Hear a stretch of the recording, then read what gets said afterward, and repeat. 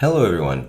So today we're going to be talking about Trump's trip to Phoenix and his response once he left.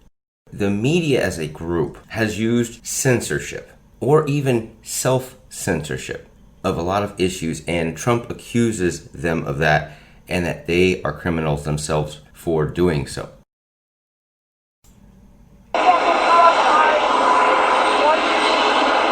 Strategy seems to be to call Biden a criminal. Why is that? He is a criminal. He's a criminal. He got caught, read his laptop, and you know who's a criminal? You're a criminal for not reporting it. You are a criminal for not reporting it. Let me tell you something. Joe Biden is a criminal, and he's been a criminal for a long time, and you're a criminal in the media for not reporting it. Good luck, everybody. Have a good time. Have a good time. What do you think? Do you think this is something that they actually do on purpose? Are they completely oblivious as they pretend to be?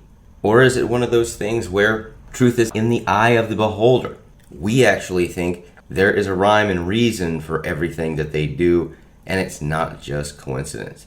It's funny because all of this kind of comes on the heels of Joe Biden saying at one point or another on tape, Joe Biden saying, quote, "If you don't fire the prosecutor, you ain't getting the money." That is a direct Joe Biden quote. So it's obviously a quid pro quo. And this was the very thing that they themselves were trying to get Trump on. The Democrats claim that Trump acts like a mob boss, yet you have this clown literally shaking down a country over a prosecutor. The media doesn't even pretend to be impartial anymore. There's no intent to be impartial whatsoever. All they have is one side of an issue, and they run with it over and over.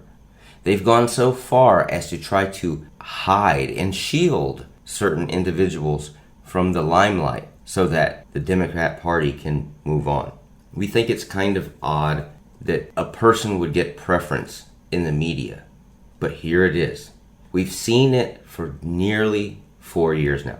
It has been unrelenting, and many have actually jumped ship to the Trump bandwagon by virtue of craziness within the Democrat Party, praising riots, praising church burnings, praising things that they really should not be praising. It's almost an act of insanity with them. Abolish police, abortions whenever, masks all the time. Whatever happened to my body, my choice? Do you think the liberal press should be charged with treason? We actually believe certain individuals very much should.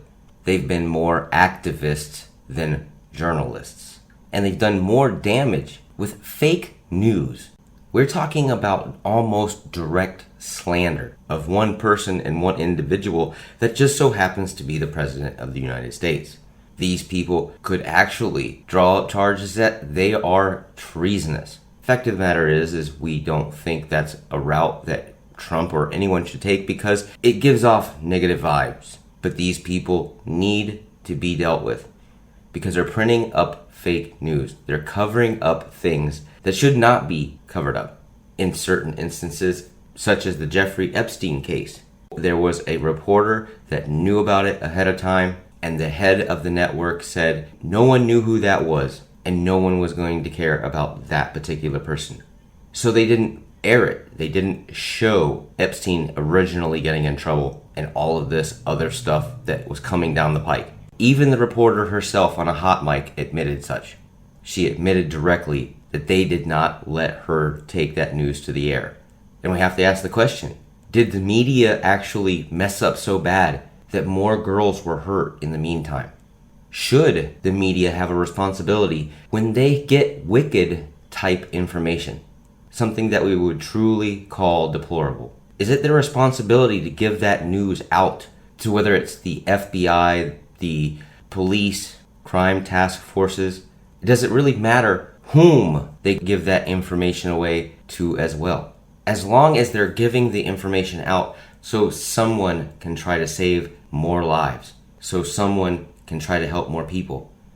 And we actually argue that you helped that person by covering it up, by saying it wasn't important. You had a billionaire that was involved with with some very bad things and had connections all over the globe, but he wasn't well known enough to put on TV. It seems like a cop-out. It seems like there are a lot of high-up people in media that are implicated in not only Trump derangement syndrome, but actual individual and group bad stuff. And just think, this is not a government official. This is just Joe Biden's son. The emails that we find from Joe Biden's son are going to be worse and worse as time goes on. Some people are saying that this is going to be sexual offenses. So it's really going to get bad for Joe Biden's son. And we would implore everyone out there, look at the difference between Trump's family and Biden's family. Go out and look for yourself. We don't even have to explain it to you. You should actually know. It's night and day. You have one respectable family that have had bad things happen to them and they've recuperated. You have another family that has had bad things happen and they keep on pouring on. Hunter Biden gets a job for $80,000 a month, a dream job by all of our standards. He blew all of that money, apparently. It's all gone. People that are just the average guy, we can only wish to be able to get $80,000 a month. That is seriously a dream job. And we would ask, how in the world does he get a dream job like so if he doesn't even know the position, that he has no value in the company and he just started? That was his starting pay.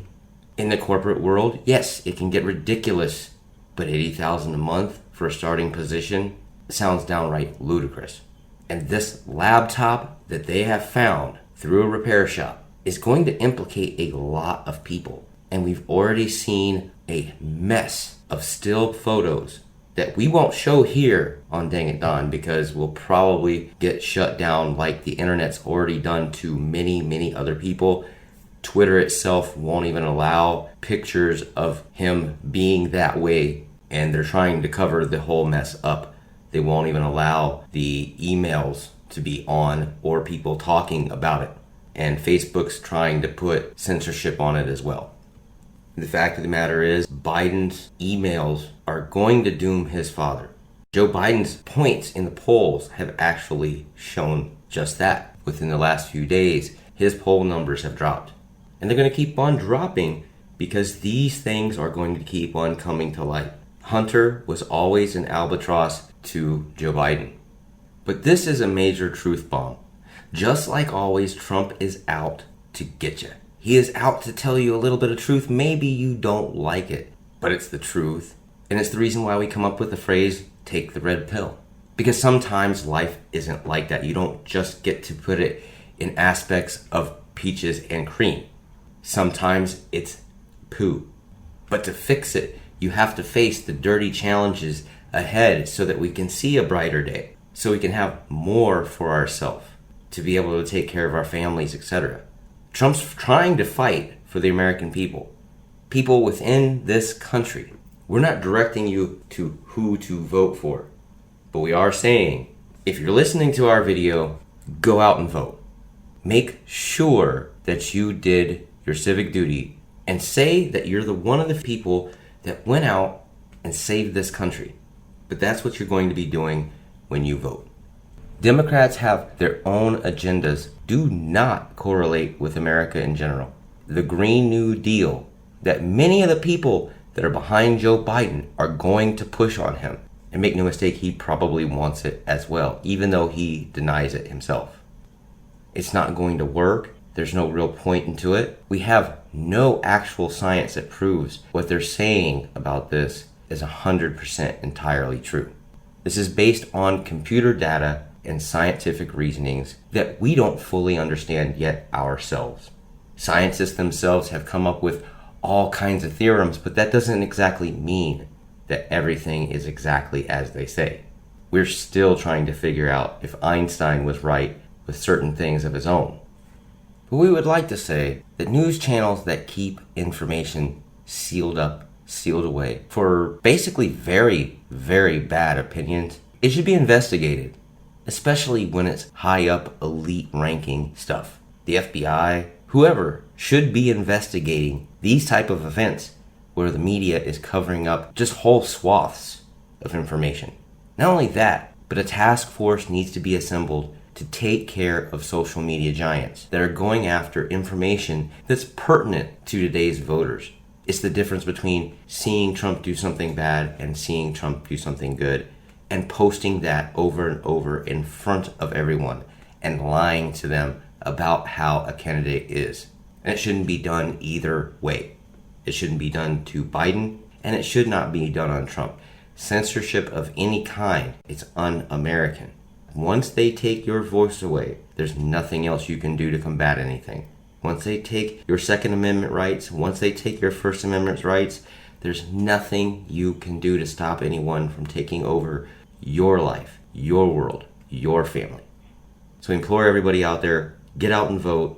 Find out for yourself if you actually believe the email situation is the real deal. We here have been looking at it the last couple of days, and we think it's genuine. We think there's more coming to it. And even sites like InfoWars are coming out saying some very wild stuff. And maybe it's true. Anyway, you folks have a wonderful afternoon, a good night, a good evening, whichever. Please like, share, and subscribe. We really do appreciate that around here. Also, drop a comment down below. We like to talk with you. We like to pick your brain. And if you have any ideas for new videos, please let us know down below. Don't forget to hit the notification bell. If you don't hit the notification bell, you just might not get our video. God bless each and every one of you. See ya.